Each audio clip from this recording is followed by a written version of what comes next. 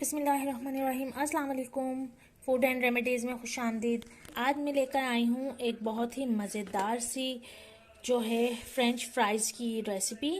तो आलू यहाँ पे मैंने छील लिए थे और इन्हें धो के रख लिया था। अब मैं इन्हें मोटे साइज़ के फ्राइज़ में काट लूँगी। तो चलें चलते हैं और इसकी कटिंग करते हैं। जी, तो यहाँ पे हमने तमाम आलू जो हैं वो अपने मोटे टुकड़ों में काट लिए हैं। तो सब हमने मोटे टुकड़ों में से काट लिए हैं, लेकिन ये गीले हैं और हमें इसमें मसाला लगाना है। तो हमने इसको खुश्क कर लेना है। किसी अखबार पे डाल के या कपड़े पे डाल के आप इसे खुश्क कर लें, ताकि जब हम मसाला लगाएं तो जो है फ्राइज पानी ना छोड़ें। जी, तो आप देख सकते हैं यहाँ पे हमने तमाम जो आलू हैं वो खुश्क कर लिए हैं काट के। और अब हम इसमें अपने बाकी के मसाले ऐड करेंगे। यहाँ पे हमने 2 चॉप की हैं हरी मिर्चें, ये भी इसमें जाएंगी। और यहाँ पे जाएगा ये थोड़ा सा हरा धनिया, थोड़ा सा, और यहाँ पे जाएगा चिकन पाउडर। और 2 टीस्पून हम इसमें चिकन पाउडर ऐड करेंगे। 1 टीस्पून जो है वो चिकन पाउडर ऐड करना है। जस्ट हमने ½ टीस्पून जो है इसमें काली मिर्च पाउडर डाला है। नमक जाएगा हस्बे ज़रूरत। और जनाब इसमें जाएगा 1 अंडा।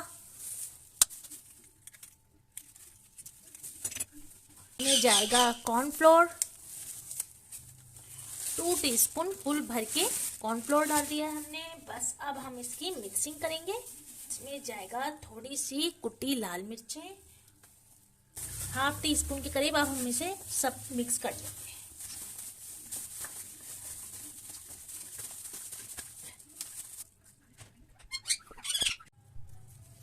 जी, तो यहाँ पे हमने इसे अच्छे तरीके से मिक्स कर लिया है, लेकिन हमारा जो बैटर है उसमें अभी भी कॉर्नफ्लोर की ज़रूरत है। तो मैं 1 चम्मच और कॉर्नफ्लोर डाल रही हूँ।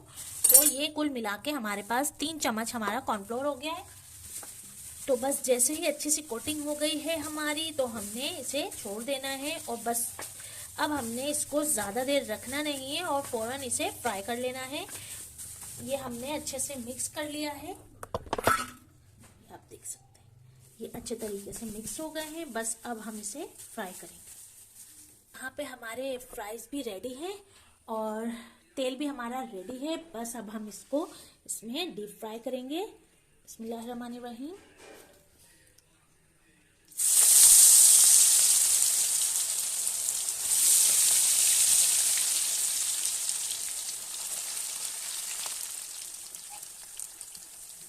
यहाँ पे आप देख सकते हैं कितना खूबसूरत कलर आ गया है हमारे फ्राइज में।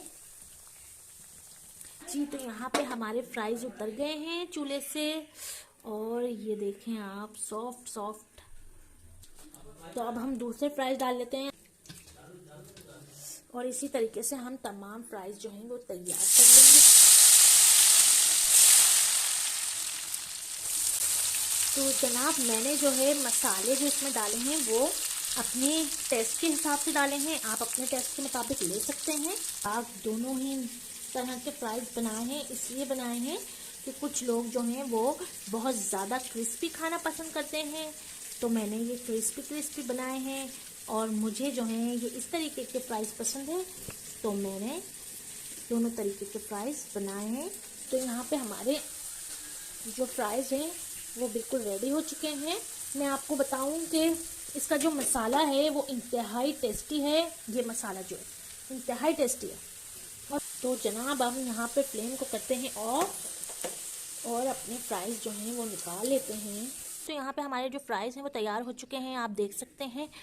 यहाँ पे हमने अपने तैयार फ्राइज जो हैं वो प्रेजेंट कर दिए हैं। यहाँ पे आप देख रहे हैं कि हमने जो है इसे सर्व किया है केचप के साथ, रायते के साथ। और ये जो चटनी है, जैसा कि आप सब जानते हैं, बाहर के फ्राइज़ जो हैं वो बच्चे बड़े सभी खाना पसंद करते हैं इस चटनी की वजह से। तो हमने यहाँ पे ये लाल चटनी भी रखी है। जिस चीज़ के साथ आप खाना चाहें वो खा सकते हैं। ये तमाम चीज़ों के साथ ही जायकेदार लगेगा ही, लेकिन ये सादा भी बहुत ही टेस्टी है। यहाँ आप देख सकते हैं और ये कितने गले में हैं, ये भी आप देखें। अंदर तक ये पक चुके हैं। हमने कोई इसे भाप में नहीं पकाया है, हमने डायरेक्ट इसे पकाया है। तो फ्रेंड्स, अगर आपको मेरी ये रेसिपी पसंद आई है फ्रेंच फ्राइज़ की, या इसमें कुछ भी नया लगा है, तो प्लीज़ लाइक शेयर करना ना भूलिएगा। और मेरे चैनल को लाजमी सब्सक्राइब कर दीजिएगा। फिर मिलूंगी किसी नई मज़ेदार सी रेसिपी के साथ। तब तक के लिए मुझे इजाज़त दीजिए फूड रेमेडी से। अल्लाह हाफिज़।